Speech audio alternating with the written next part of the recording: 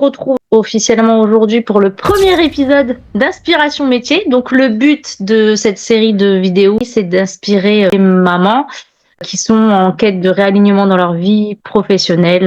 Et l'idée du coup de cette interview, c'est à la fois de présenter donc ton métier actuel, mais aussi et surtout de parler de ton parcours. Donc pour planter le décor, toi Lola, avant d'être maman, tu étais cadre technico-commercial, si je ne me trompe pas, et tu adorais ton métier. Oui, clairement oui.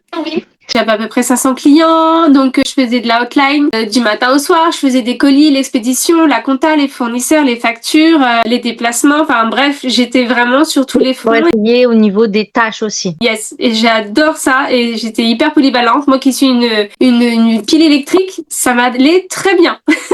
Voilà, et puis un jour je suis devenue maman. Et paf, malgré que j'aime mon job, ça colle pas en fait. Je peux pas laisser mon bébé, je peux pas. Donc, du coup, si je comprends bien, le but pour toi à ce moment-là, donc c'était d'être 100% disponible pour tes enfants. C'était ta priorité. C'est ta priorité encore aujourd'hui, on est d'accord. Encore aujourd'hui. De toute façon, une fois qu'on est maman, on l'est à vie, comme on dit. Hein. C'est ça.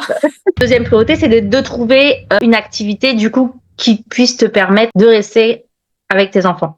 C'est ça. Donc, dans un premier temps, tu t'es orienté vers le métier de doula et du coup, ensuite, on y reviendra peut-être un petit peu plus longuement sur le métier aujourd'hui de conseillère en aromathérapie. Parce que du coup, tout ça, c'est un cheminement qui t'a pris combien de temps? J'ai commencé à être sur les réseaux en 2022 pour accompagner les mamans principalement dans leur allaitement. Moi, maternité en conscience, c'était vraiment le truc de l'allaitement. Et à la fin de mon allaitement, j'ai découvert l'aromathérapie, tout simplement parce qu'avant, je soignais mes enfants avec mon lait et qu'après, j'avais plus de lait. Donc, tu n'avais plus de solution miracle et de solution naturelle, on va dire. C'est ça. Et moi, la pipette rose, c'est pas mon truc. J'ai découvert le conte de Louise Marius, puis j'ai découvert d'autres personnes et de fil en aiguille, j'ai fait la formation d'aromathérapie. Le changement, c'est de partir d'une clientèle face à face à finalement de la clientèle online pour pouvoir digitaliser et donc travailler à des heures où tes enfants dormaient. Voilà. Tu devais en une phrase, en quelques mots, me donner la définition du terme conseillère en aromathérapie. Qu'est-ce que c'est exactement? C'est accompagner les personnes dans leur bobo physique et émotionnel avec les huiles essentielles et les compléments alimentaires. Donc c'est vraiment du naturel. Vous avez un souci demain, plutôt que d'aller à la pharmacie, d'aller parler au pharmacien et de dire écoute, j'ai mal au ventre, qu'est-ce que tu peux me proposer? Il va te proposer un médoc. C'est d'utiliser du coup. Là, je vais proposer une alternative avec les huiles essentielles et aussi avec les compléments alimentaires. On pouvait du coup faire ce métier soit en tant que salarié, c'est-à-dire on peut être conseiller en aromathérapie dans une officine ou en tant qu'indépendant. Toi, en l'occurrence, c'est en tant qu'indépendant, tu restes dans l'entrepreneuriat et du coup, tu travailles avec le distributeur d'huiles essentielles et de compléments alimentaires. En gros, et moi, je travaille avec le laboratoire d'Otera. Voilà, donc l'idée, c'est de pouvoir travailler avec un laboratoire, donc à la fois d'avoir l'expérience, j'imagine, et la formation du laboratoire. C'est ça. Et à la fois d'être indépendante. C'est ça. Donc, que faut-il comme formation pour pouvoir parler huiles essentielles et compléments alimentaires? Donc, tu me disais que c'est une formation en ligne. Donc, l'avantage, c'est que ça se fait au rythme de la maman. Il n'y a aucun prérequis nécessaire pour faire cette formation. Moi, je ne connaissais même pas les huiles essentielles. Est-ce que tu estimes qu'il y a des compétences particulières qu'il faut avoir, des compétences naturelles ou des compétences acquises? Mais en tout cas, est-ce qu'il y a un profil en fait de personnes pour faire ce métier? Des valeurs, voilà. C'est ça, d'avoir, pas entre guillemets, comme on dit, le cœur sur la main, c'est-à-dire vouloir aider les autres, être dans une démarche aussi, on va dire écologique, dans le sens où on veut plus se tourner vers le naturel pour prendre soin de soi. À partir de là, c'est déjà un très très grand pas.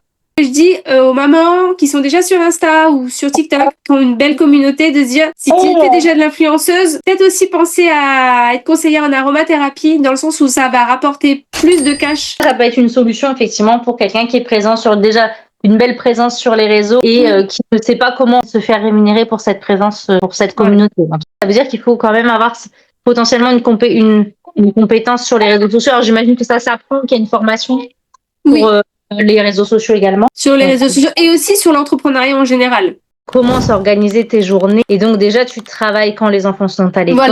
Voilà, c'est ça. la création de contenu, animer des ateliers ou des salons et faire le suivi client. Ça m'a plu parce que je peux faire du présentiel et du digital. Aujourd'hui, le pack pour rentrer chez doTERRA, il comprend quoi et il est à combien? Le kit enfant, alors, il est à 150 € et dedans, il y a 7 flacons d'huile essentielle pour accompagner tous les bobos physiques et émotionnels de nos enfants.